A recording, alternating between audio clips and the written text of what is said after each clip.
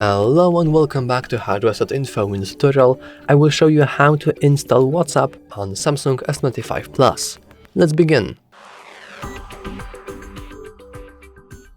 Now, you can do that using basically any app store. For me, it will be Google Play Store.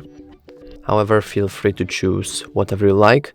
The Google Play Store is probably the safest option here.